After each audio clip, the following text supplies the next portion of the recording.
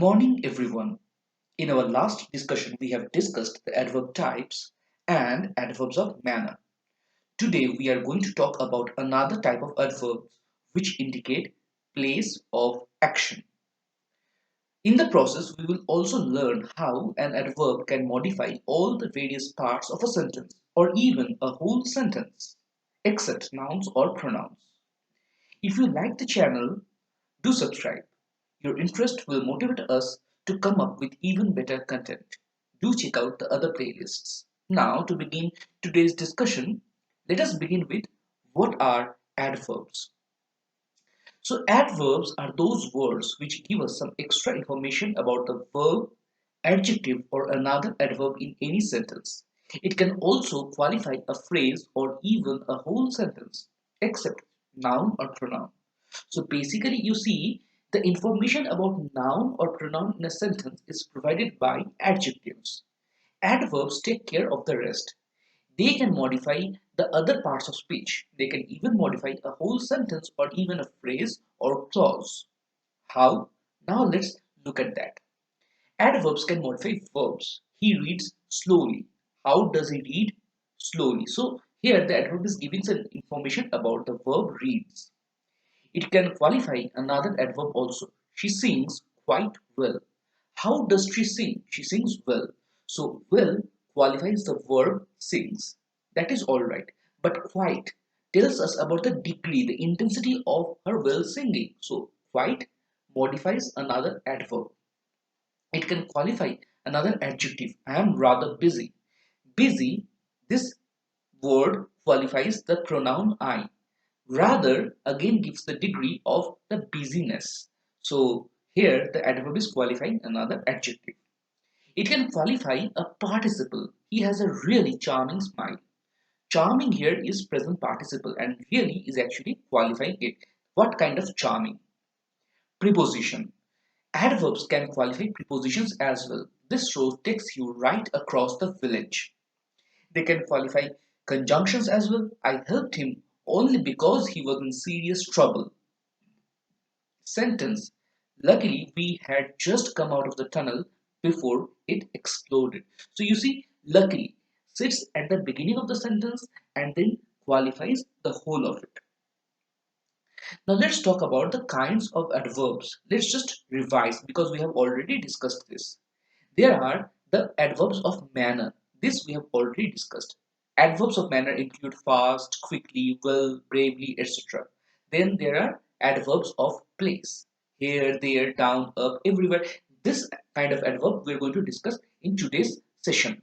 There are also adverbs of time where we use adverbs like soon, then, now, today, tomorrow, yet, etc. There are adverbs of frequency like always, never, occasionally, seldom, twice, thrice, etc. We also have sentence adverbs certainly, probably, luckily, definitely.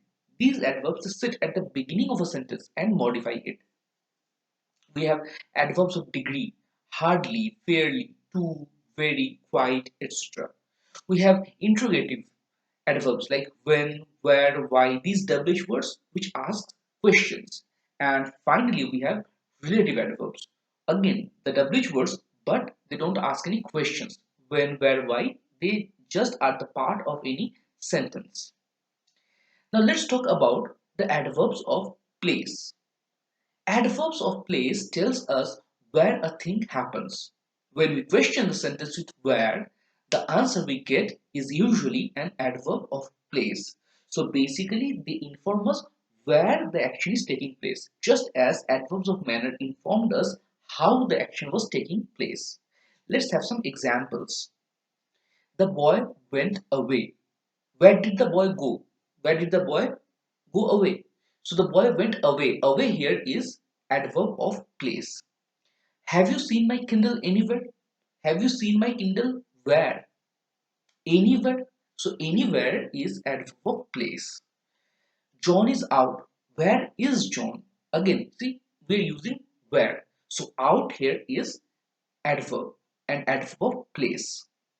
Now let us talk about the position. This will be our final part of today's discussion. We will end our discussion with the position of adverbs of place.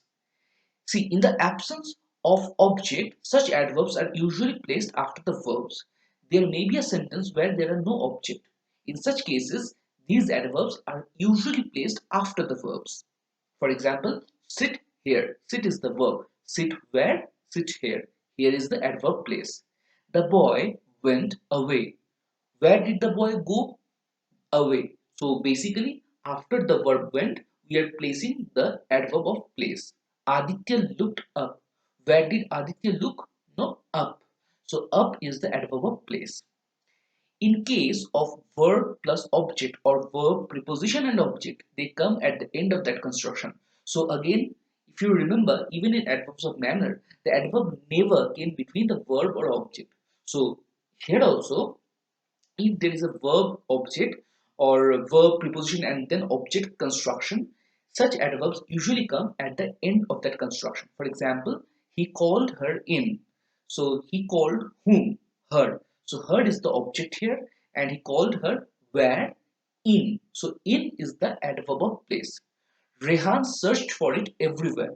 So Rehan searched is the verb for preposition, it is the object, and everywhere is the adverb of place. The adverb place is placed at the end of this construction, verb, preposition, and object. Somewhere, anywhere can come at the end. For example, has he gone somewhere? Are you going anywhere? So you see, somewhere, anywhere, these adverbs are placed at the end. Here, there can come at the beginning of a sentence followed by be or come, go or noun subject. For example, here comes Polly. There goes our ride home. So here, there, they can come at the beginning of the sentence. In a telephonic conversation, here can come after the name when one is introducing oneself. So you're calling somebody and you are trying to introduce yourself. So there you can use here. For example, it's Michael here. Am I speaking to Nisa? It's Maisie here. So here can come after the name. So I hope you have understood the position of adverbs of place and how they work. You have understood which adverbs come under this category. Here we end our today's discussion. Hope you have understood the chapter and stay hooked till we meet again. Thank you.